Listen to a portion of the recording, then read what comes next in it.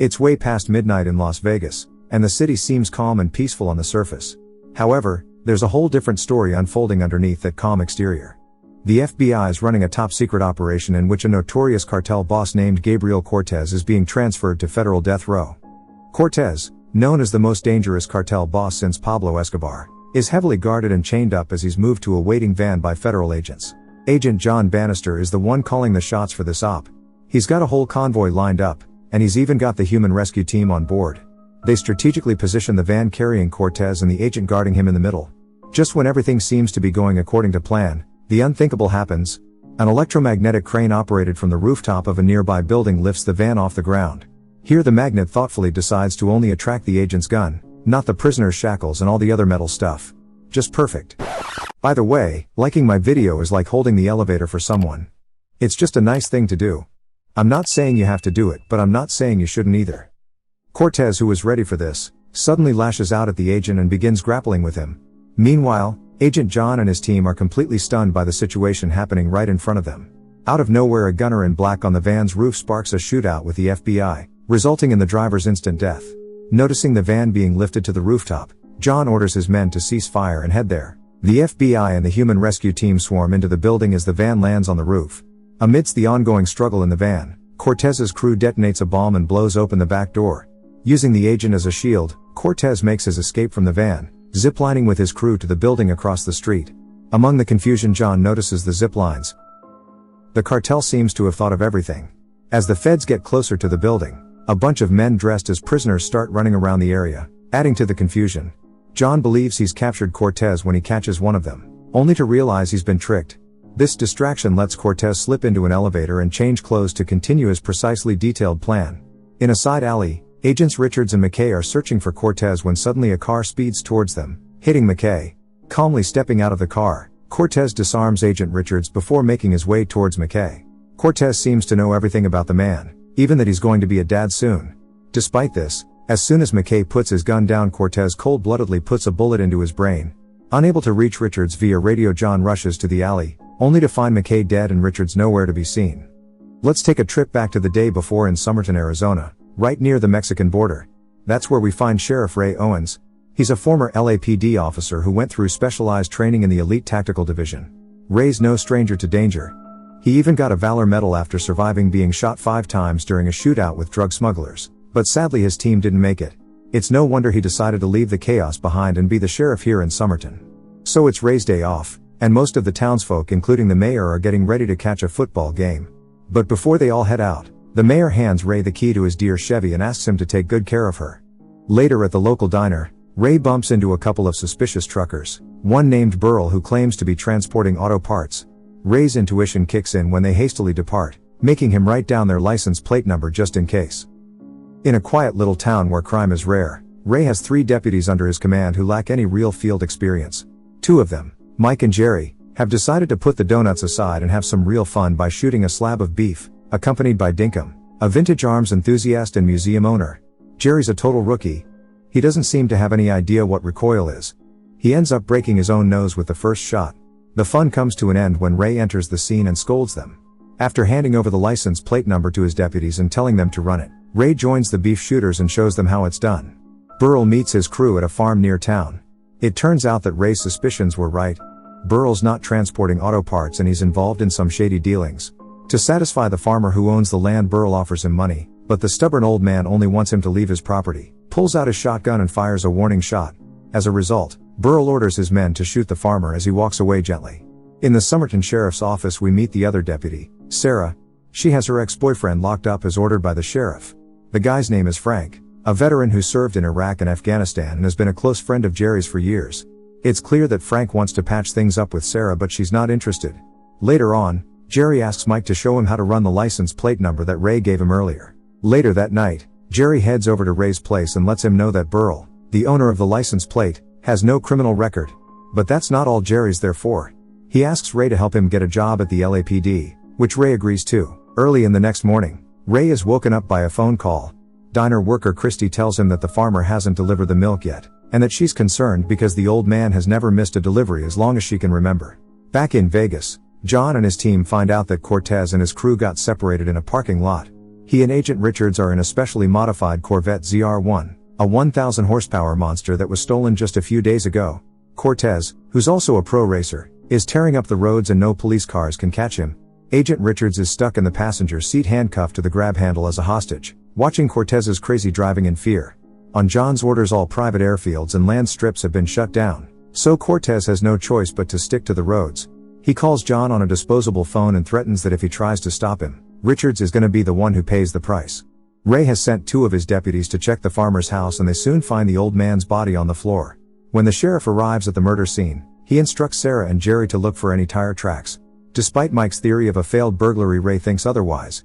After examining the gunshot wound on the farmer's head, he concludes that the murder weapon was not a pistol. Further investigation of the area reveals a blood trail outside the house, and Ray concludes that the victim was actually killed outdoors and then moved inside in order to throw off the investigation. Back to the chase. Even though Cortez is driving down a narrow road with no street lights, a chopper somehow spots him.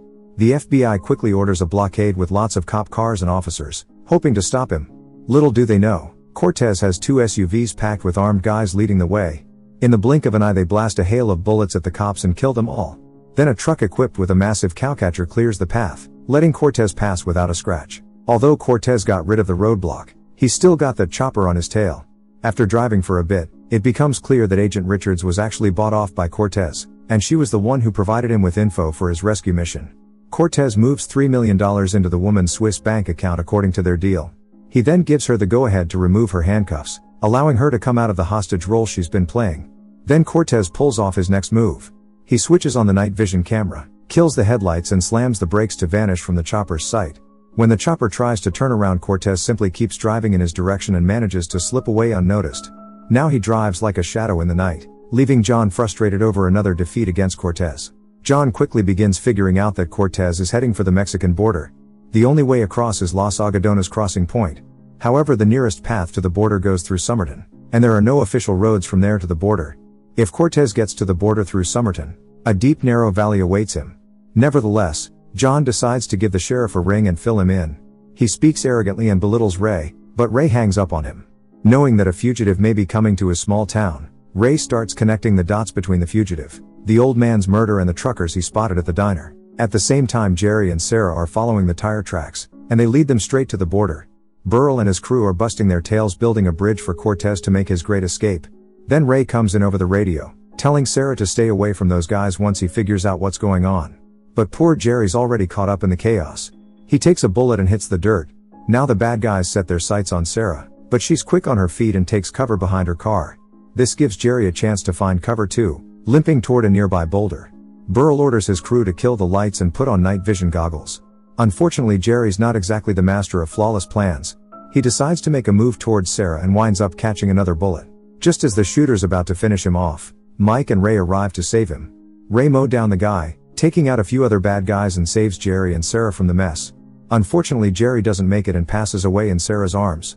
Later at the sheriff's office, Frank is devastated to learn about his best friend's passing.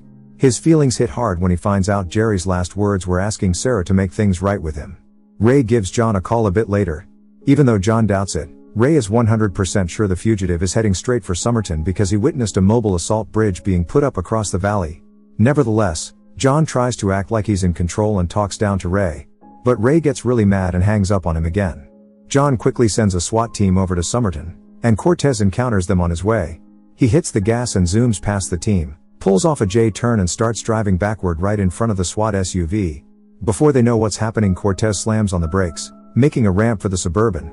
Cortez then drives away like a boss, leaving the SWAT Hummer to crash right into the mess. Back at the sheriff's office, Ray realizes that SWAT is not coming, so he decides to handle things himself.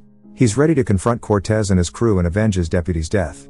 Mike is not pretty sure that they could stand against the cartel and wants to back down, but when he sees Sarah and even Frank step forward, he reluctantly jumps on board. As a result, Ray sets Frank free and deputize him. They all head over to Dinkham's place to grab some gear from his museum. But the gun maniac wants to be a deputy like Frank. He brings along all kinds of weapons, from sniper rifles to machine guns, and even this one that looks kinda like the one on my phone. Meanwhile, John wonders how Cortez was able to plan the escape so accurate. He tells his crew to dig up everyone's financial details in order to fish out the mole. On top of that, he asks for live satellite snapshots of the valley to confirm the sheriff's story about the bridge. Ray and his deputies are blocking Cortez's way by setting up roadblocks on the town's main street. He tells Sarah to post up in a nearby building with a good view and being his spotter, while he assigns Mike to hold the fort behind the blockade. Then he talks to the other folks in town, telling them to find a safe place to hide, which doesn't work out too well. As John's flying to Summerton on a private jet, suddenly satellite images arrive and confirm that the sheriff was absolutely right about the bridge. John feels even more embarrassed when he finds out that the old sheriff got a Medal of Valor for taking 5 bullets in a battle against drug smugglers. Burl and his men arrive in the town to make sure their boss's path is clear. On the main street, Burl starts making fun of the cars blocking the street and commands his men to clear them out, eliminating anyone in their way. All of a sudden the diner worker Christy pops up. Mike, hiding behind the cars, spots her first and tells her to flee, but Christy starts asking dumb questions. This prompts Mike to take action, opening fire to protect the girl. He lays down cover fire so she can dash to safety in the diner. Then the bad guys take out their shoulder-fired launcher and blow up the car Mike's hiding behind. They think they've killed Mike, but once the smoke clear up, he shows up with his old machine gun and opens fire on them. Although he manages to hit several, a sniper's shot eventually brings him down. That's when Sarah steps in and shoots down the sniper, diverting attention to herself. The bad guys start raining bullets on her hiding spot. One of them manages to reach the rooftop, but just as he's about to shoot, Frank arrives in a school bus. Suddenly this guy's ADHD kicks in. He decides to jump onto the bus and get his head shot. Frank pulls off a handbrake turn real quick, making sure the rear is facing the bad guys. Then the sheriff, with a hand from Dinkum, bursts out of the back door and starts blasting away with his HMG, taking out all the threats in sight. But there's still more to come. Burl, hiding behind a car, and one of his goons up on a rooftop start shooting back. Ray jumps into action once again, smashing through the door to get inside the diner. Once on the roof, he tackles the rooftop shooter and headshots him while in mid-air. At the same time, another gunman spots Sarah on the roof and starts heading her way, but Frank jumps in real quick and takes care of the problem by making a human colander out of the man. Looks like Frank and Sarah are not gonna be ex-partners after this. On the other hand, the only guy left from Burl's crew tries to attack Dinkum, but ends up blown to bits by the latter's wacky gun. Dinkum then rushes over to help Mike, but out of nowhere Burl takes a shot at him, injuring him too. That totally ticks off Ray and he decides to go after Burl himself. Turns out Burl snuck onto the bus when he starts shooting at Ray from there. Ray's quick on his feet though. He slides under the bus and pops the guy in the ear from below. Then he jumps on the bus and takes him out cold, proving who's the boss around here. Cortez suddenly arrives on his lightning-fast car. Ray and his crew try to stop him, but he slips away without a scratch. At this point Ray's attention is drawn to the mayor's car. Before Cortez reaches the border, he uses his lips to say goodbye to Agent Richards and then kicks her out of the car. As Cortez happily heads for the border, Ray suddenly appears and starts tailing him. They're neck and neck, playing a little game of chase, but they both end up crashing into a farm machine and come to a stop. Cortez continues on foot and eventually reaches the bridge. However, his escape hits a roadblock when he comes face to face with the sheriff. Cortez tries to bribe him with a whopping $10 million, but Ray just tosses a handcuff his way and tells him to slap it on. Refusing to comply, Cortez finds himself in a tense standoff with the sheriff. After a fierce battle, Ray manages to overpower Cortez and starts dragging him along the ground. Unexpectedly, the man pulls out a push dagger and begins slashing Ray left and right, ultimately stabbing him in the thigh. But Ray is not giving up. He disarms Cortez and puts the knife back where it belongs, into Cortez's thigh this time. Desperate, Cortez offers the sheriff $20 million just to look the other way, but Ray says that his honor is not for sale. That's when Cortez drops his not-so-classy line. Your honor! The feds arrive in town fashionably late, and Sarah and Frank don't waste a moment to make a few snarky comments. It doesn't take long for Ray to show up, driving the mayor's beat-up car with Cortez in tow. That's when the sunshine and rainbows finale begins. Dinkum and Mike get patched up at the hospitals without any serious injuries. John slaps the cuffs on Agent Richards, being aware of the $3 million in her Swiss bank account. Ray chooses not to take Frank's deputy badge. And in the end, John admits to underestimating Ray and gives him a thank you straight from the heart. The only one who doesn't seem happy is the mayor, who ends up with a wreck instead of his car. And that's all for today's video. I hope you found the recap interesting. Thanks for watching and catch you in the next one.